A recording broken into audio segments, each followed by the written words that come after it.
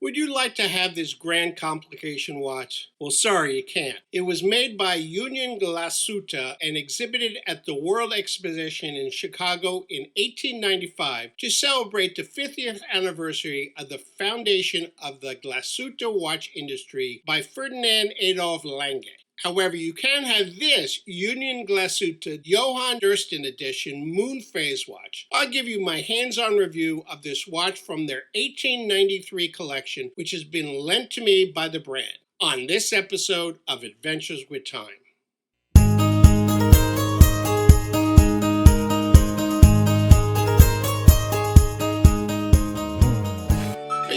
For a watch with complications? Well then, consider the Union Glashütte Johanne Dürrstein edition moon phase watch. In addition to a moon phase complication, it has day, date, and month indicators. It also has a running second subdial which doubles to show 24-hour time. More on these features later.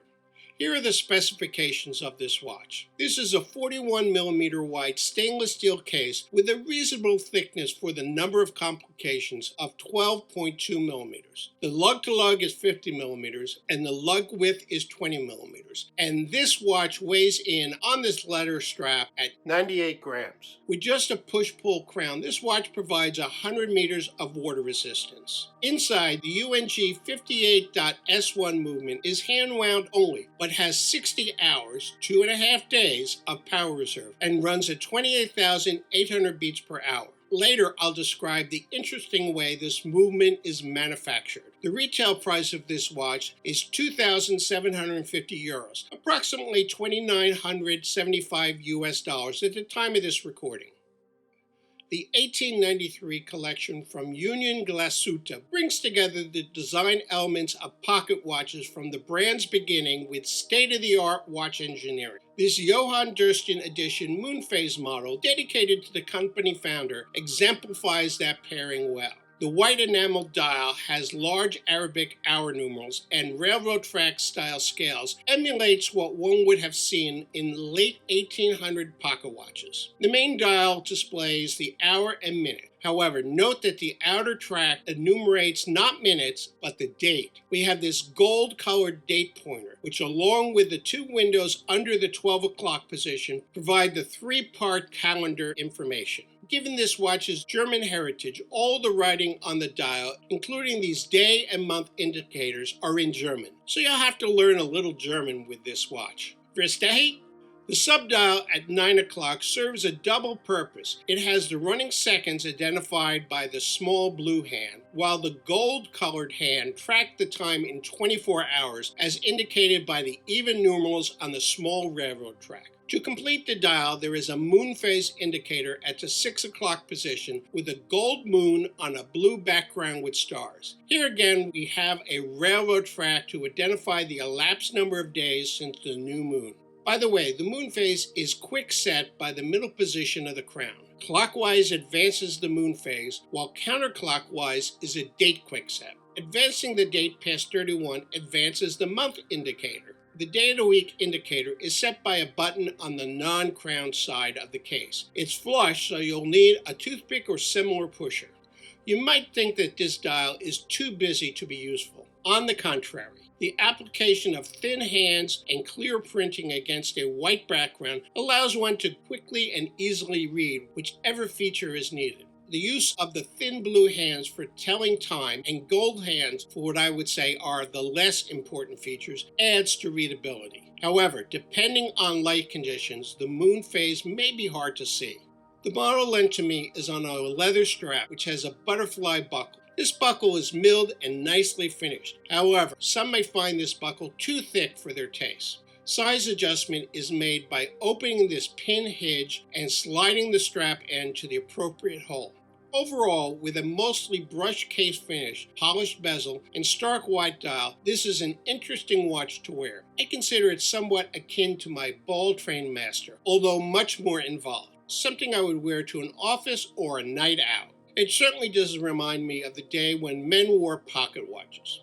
Are you enjoying this review? If so, please subscribe to my channel, ring that bell icon so you're alerted to any new videos, give this video a thumbs up, and tell your friends about it. I truly appreciate it. Now on with this review.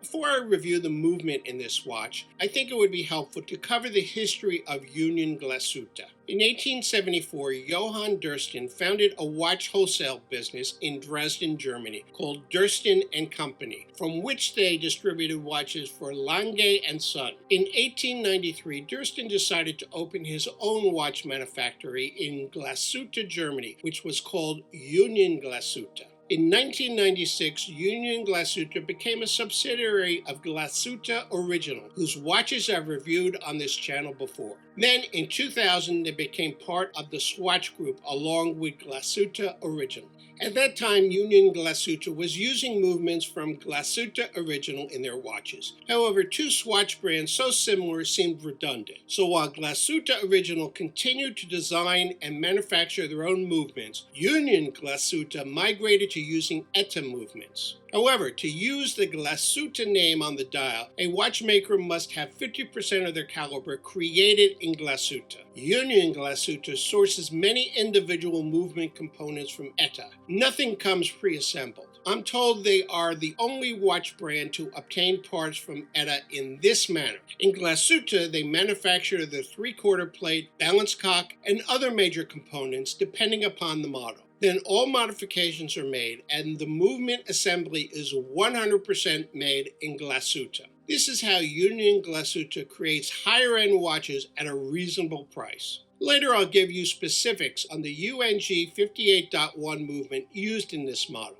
Today, Union Glashütte offers 7 watch collections. Belle Lazare are sports watches that include divers and pilot watches, some with chronographs and GMT functions. Nora Miss is a line of watches that emphasize the style of the 50s and 60s. Avarin includes a single square-shaped chronograph watch. Vero brings watch models with elegant styling. Cirrus is a line of smaller watches for women. Sirona are stylish watches that can be used as jewelry. And finally, 1893 is a collection that brings modern engineering to the classical watches from when the brand was created. Today, Union Glashütte watches are available in many European countries, but not yet in the US. That may be coming as soon as next year, since 2023 brings the 130th anniversary of the brand. No, I'm not forgetting about the movement.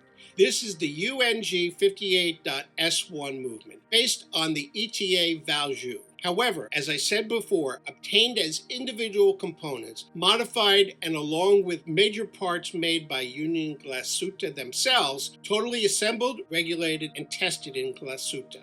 You can see the assembled movement through a display caseback. A polished ring with engraved information surrounds the crystal where you can see, well, some of the movement.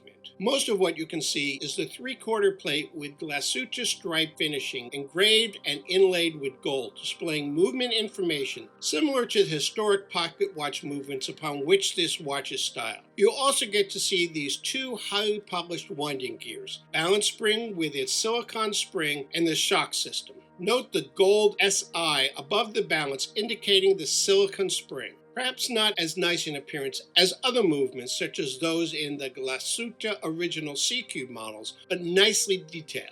Now, although these movements don't go through Swiss certification, they are regulated and tested to the same standards using the same testing cycles as those of Glashütte Original. So tell me, what do you think of this watch? It was one of the top 3 sellers from Union Glashütte in 2021. How do you think you'd like wearing this watch? I now suggest you view this video on the Glashütte Original C-Cube Panorama date. And over here is a link to the video looking at 3 different luxury watches. Thanks for watching, and I'll see you in my next video.